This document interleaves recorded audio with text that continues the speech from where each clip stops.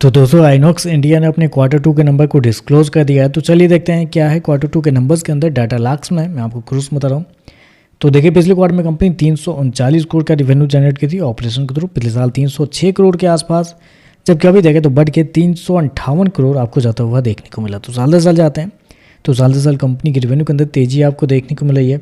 लगभग बोल सकते हैं आप 17% के आसपास का जंप है कंपनी के रेवेन्यू के अंदर साल दर साल। जबकि क्वार्टरली बेस पे जाते हैं तो क्वार्टरली बेस पे भी कंपनी के रेवेन्यू के अंदर तेजी आपको देखने को मिली। यहाँ पर भी देखें तो लगभग 5 से 6% के आसपास का जंप आपको देखने को मिला है। तो कंपनी का रेवेन्यू देखें तो आपको साल दर साल क्वार्टर बढ़ते हुए देखने को मिला है।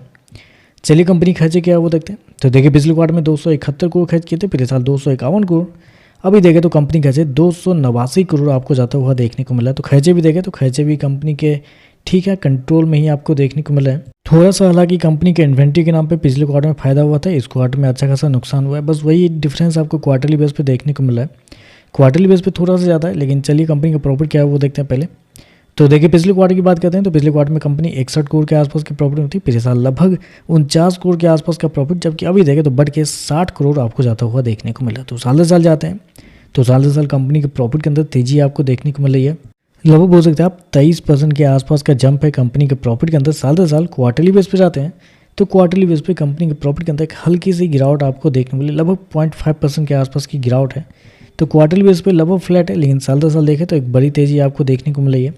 ऐसे में कंपनी के अगर मार्जिन की अगर बात करते हैं तो देखिए पिछले साल कंपनी का जो मार्जिन था वो था आपका 16.14% के आसपास। पिछले क्वार्टर की बात करते हैं तो पिछले क्वार्टर में 17.99%, जबकि अभी देखें तो कंपनी मार्जिन 16.98 आपको जाता हुआ देखने। मार्जिन देखें तो साल से साल तो बढ़ा है, लेकिन क्वार्टरली बेस पे जाते हैं तो 1% के आसपास गिरता हुआ देखने को मिल रहा है। हालांकि कंपनी के जो प्रॉफिट है थोड़े से और आपको गिरते हुए मिल जाते हैं। अगर कंपनी के एक्सेप्शनल आइटम का अगर आपने देखा होगा 2 करोड़ के आसपास का कंपनी को इस क्वार्टर में एक्सेप्शनल आइटम में फ़ायदा हुआ है, जिसकी वजह से कंपनी के प्रॉफिट आपको थोड़े से बेहतर आपको देखने को मिला। और अगर 2 करोड़ अगर निकाल दे तो कंपनी का प्रॉफिट और भी थोड़े से आपको गिरते हुए देखने को मिल जाते हैं।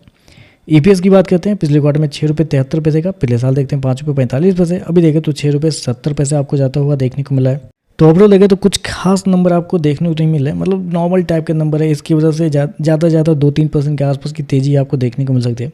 उससे ज़्यादा की तेज़ी मुझे नहीं लगता कि इस नंबर की वजह से होनी चाहिए। कंपनी के रेवेन्यू ठीक है, रेवेन्यू आपको बढ़ते हुए देखने को मिले साल दर साल क्वार्टर दोनों, लेकिन अभी भी देखें तो कंपनी के जो प्रॉफिट है कुछ खास आपको देखने को नहीं मिले। साल दर साल बढ़े हैं, थोड़े से आपको एक्सेप्शनल आइटम भी देखने को मिले। मार्जिन क्वार्टरली बेस पर गिरते हुए देखने को मिले। तो देखते हैं इस पर मार्केट कैसे रिएक्ट करता है।